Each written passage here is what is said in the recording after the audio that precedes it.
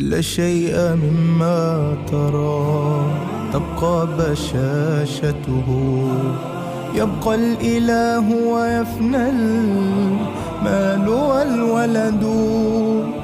لم تغن عن هرمز يوما خزائنه، والخلد قد حاولت عاد فما خلدوا.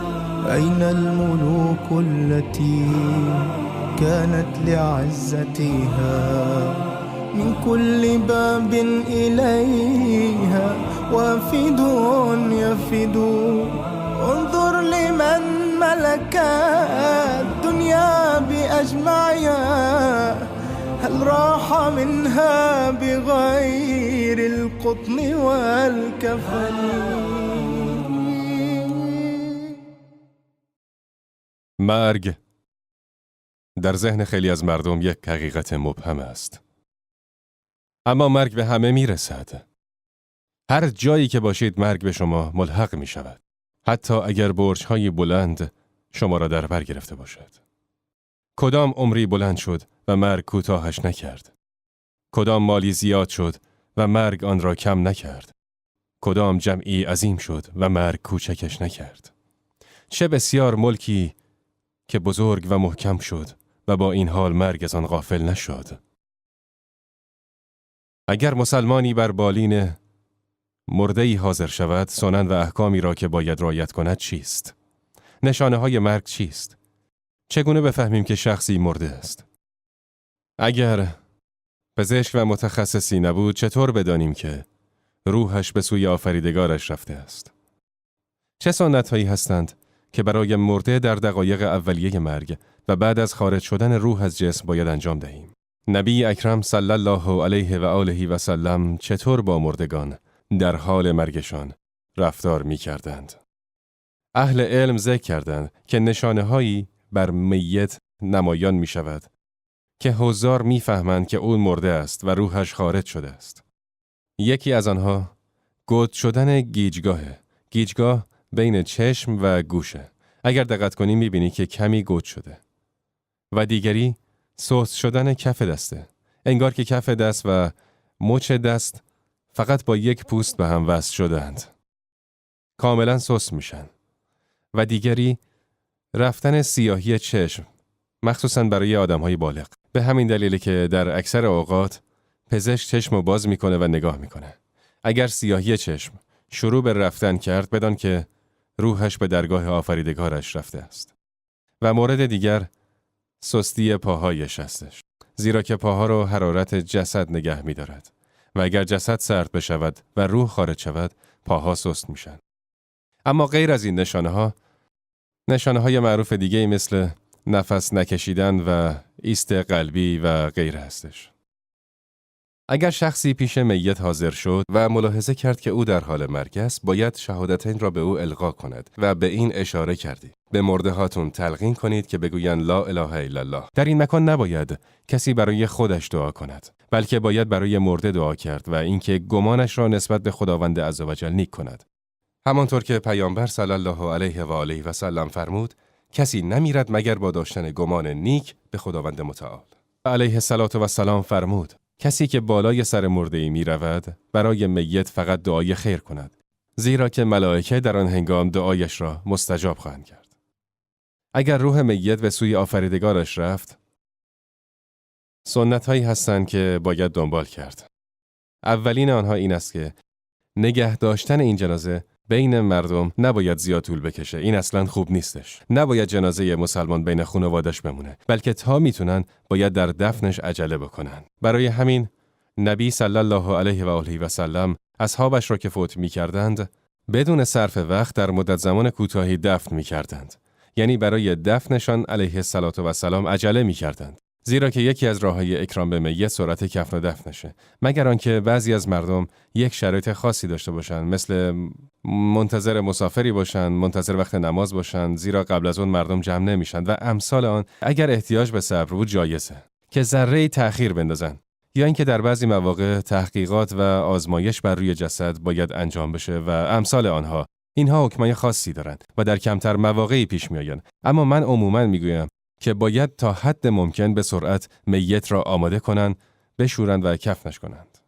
سنت است که قبل از اینکه میت دفن بشود، یعنی واجب است که قبل از اینکه میت دفن شود، او را بشویند. مردها را میشویند و زنها را. مرد جایز است که همسرش را بشوید و زن هم جایز است که شوهرش را بشوید.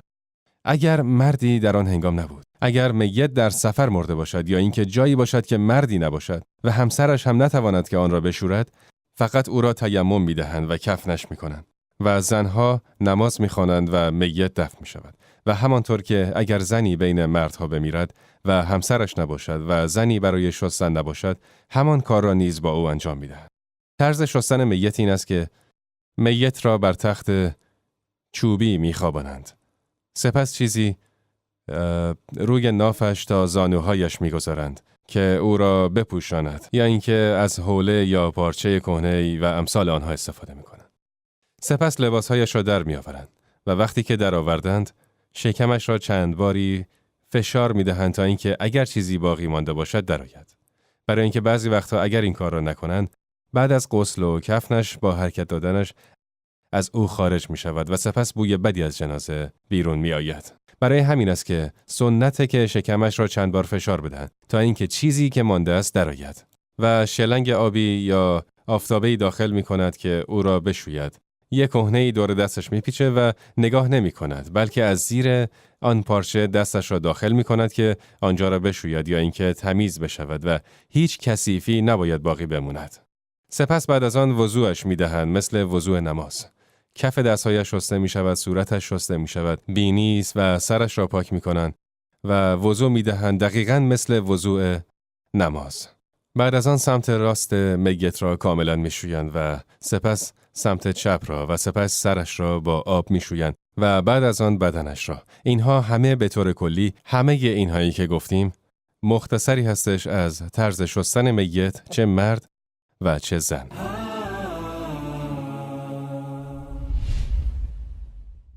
هنگام غسل میت، اهل علم مستحب دانستند که از سدر و کافور استفاده بشود. چیزهایی که نبی صلی الله علیه و آله و سلم به هنگام غسل اصحابش استفاده می‌کردند.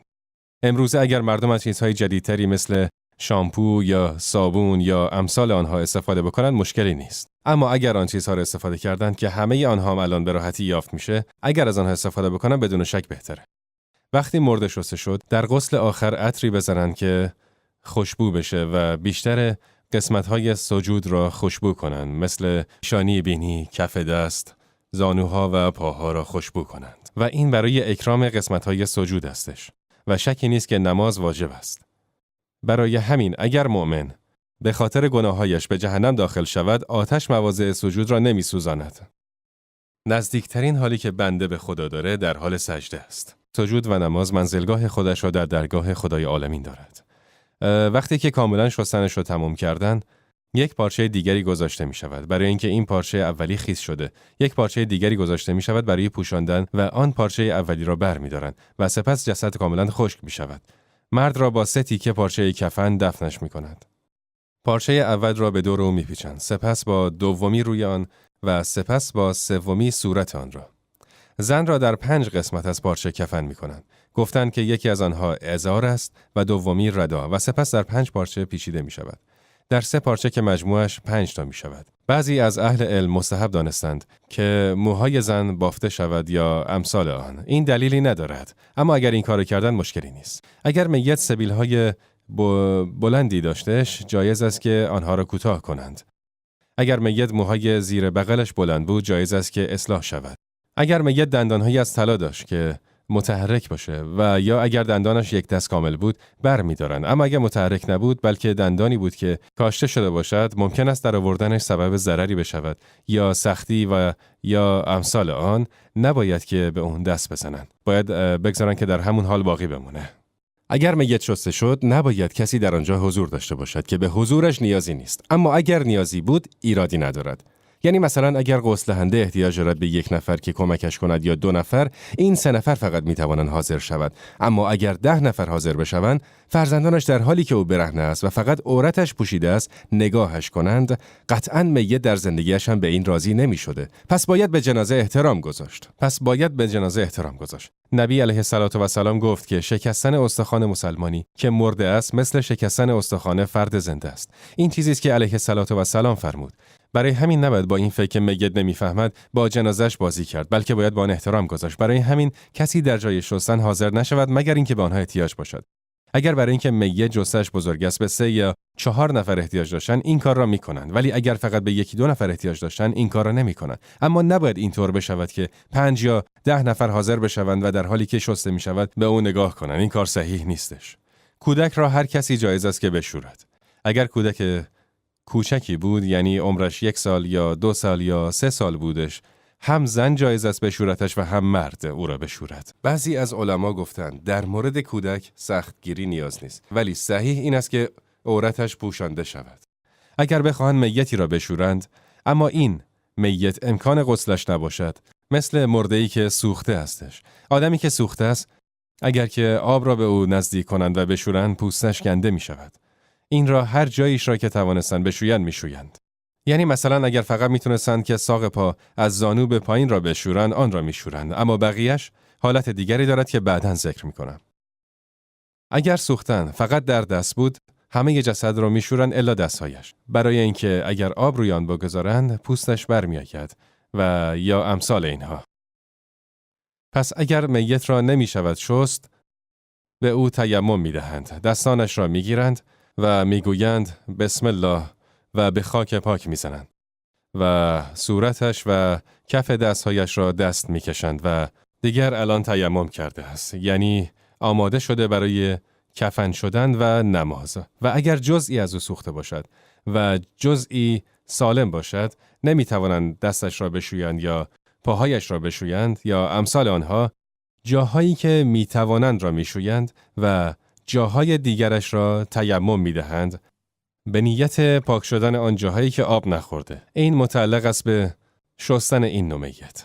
طبیعتاً همه مردگان شسته میشن، حتی کسی که خودکشی کرده، حتی آدمی که در حال گناه بمیره یا در حال شراب خوردن یا مصرف مواد مخدر باشه. هنوز حق میت مسلمان داره که شسته بشه و کفن بشه و نماز خوانده بشه و برایش دعا خوانده بشه. و آدم قاتلی که اعدام شده است، این هم شسته و کفن میشه و نماز خوانده میشود. با او رفتاری میکنن که رفتار شرعی است. برای همین نبی علیه السلام با آنهایی که با حد شرعی سوی خدایشان میرفتند به همان نحوی رفتار میکرد که با اصحابش رفتار میکردند. ماعز ابن حرام که پیش پیامبر صلی الله علیه و آله و سلم رفت و گفت رسول الله من زنا کردم، من را کیفر بده. نبی علیه السلام به او اعتنایی نکرد، اما او هنوز میگفت رسول الله زنا کردم، من را کیفر بده. حد شرعی را بر من اجرا کن تا قبل از ملاقات با خدا از گناهم پاک شوم. سپس نبی علیه السلام از اصحابش پرسید، گفت آیا دیوانه شده است؟ گفتند نه. گفت دهان او را بو کنید. شاید مشروب خورده است. گفتند مشروب نخورده است. خلاصه نبی علیه السلام از او پرسید و این قصه معروف است. گفت چه می‌خواهی؟ گفت می‌خواهم من را پاک کنی. گفت وای بر تو، آیا می‌دانی زنا یعنی چه؟ آن وقت رسول الله امر فرمود و حد شرعی را بر او اجرا کردند. سپس وی فوت کرد. خداوند از او راضی باشد. پیامبر علیه السلام فرمود او را دیدم که در نهرهای بهشت غوطه‌ور میشد و نبی نماز خواند بر آن و دفن شد. پس حق میت حتی اگر با حد شرعی و امثال آن به مرگ برسد بر جای میماند و حق میت را خواهد داشت که این شعائر مذهبی را که برای میت مسلم اجرا می شود برایش اجرا شود.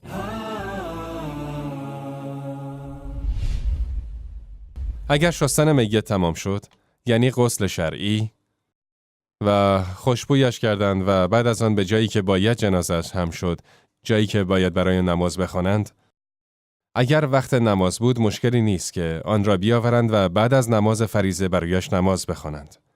اما اگر وقت نماز نبود مردم را صدا می‌زنند. اگر که مثلا صبح خواستند برایش نماز بخوانند یا اینکه نصف شب یا امثال آنها، جایز است که هر وقتی برایش نماز بخوانند.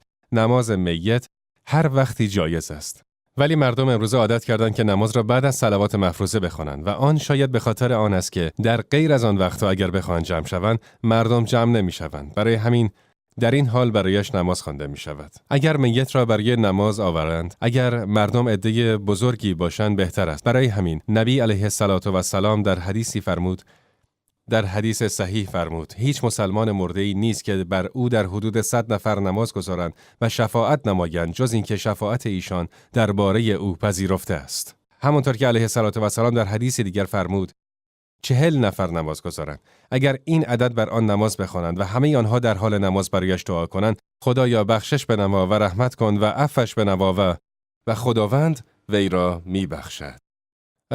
این میت را جلو میگذارند و امام تکبیر میکند که الله اکبر. تکبیر اول دعای استفتاح را نمیخواند بلکه بلافاصله با سوره فاتحه شروع میکند. اعوذ بالله من الشیطان الرجیم. بسم الله الرحمن الرحیم. الحمدلله رب العالمین.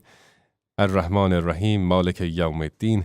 ایاک نعبد و ایاک نستعین. اهدنا الصراط المستقیم صراط الذین انعمت علیهم غیر المغضوب علیهم ولا الضالین. الله اکبر. تکبیر دوم و مردم با او تکبیر می‌کنند. سپس صلات ابراهیمی خوانده می‌شود. اللهم صل علی محمد و علی آل محمد کما صلیت علی ابراهیم و علی آل ابراهیم و بارک علی محمد و علی آل محمد کما بارکت علی ابراهیم و علی آل ابراهیم فی العالمین انک حمید مجید. این شکل‌های مختلفی دارد و این یک شکل است.